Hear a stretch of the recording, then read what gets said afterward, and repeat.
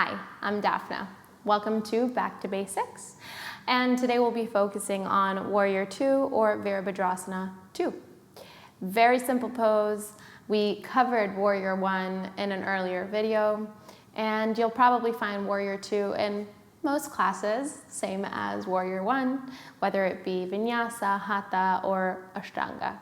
So just grab your mat and we'll get started.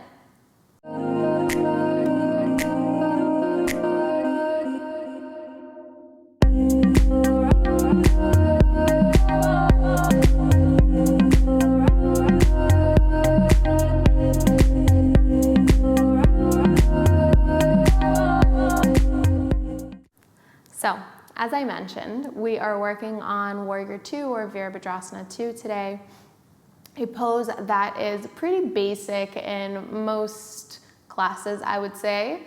And it's a wonderful, wonderful pose to really start to feel your pelvic floor kind of activating. It's a great pose to start to open up your hips, to start understanding the placement of the legs and how exactly we go about that. So we're just gonna meet at the top of the mat, standing, and it doesn't really matter whether your feet are together or apart. It's kind of what feels best for you. A lot of teachers will tell you to bring your toes together, heels apart. For me, it really doesn't matter. And we keep the right leg at the top of the mat, and let's just step the left leg back. Now, we're starting off with the placement of the actual feet. So you want to make sure that your right heel, or the front heel, is aligned with the inner arch of the back foot. Now, the toes of the front foot are facing towards the top of the mat, and then the toes of the back foot are facing towards that long edge of the mat. It's about at 90 degrees here.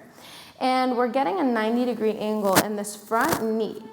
A thing that I often find with a lot of early practitioners, people that are starting off their journey, is that this happens to their knee, right? So their knee is starting to splay in, they're arching the lower spine, and they look like they kind of just finished off a gymnastics pose, and this is their pose for it. But that's not what we're doing here. What that does to your knee is it completely throws off the alignment, really hurts all of the little bits in your knee, and it can actually cause a lot of damage eventually, and with time, doing that over and over and over again. Also, once you're starting to arch your lower spine here and you're kind of sticking your booty out, that really collapses all the small little vertebra in the bottommost part of your spine, which again, over time can just continue to do more harm, less good, and it just doesn't really feel great at the end of the day, right? You want to enjoy the pose that you're in, feeling like it's strengthening you and lengthening you and giving you all the benefits that it can give. So the way that I like to explain it is by really engaging both glutes.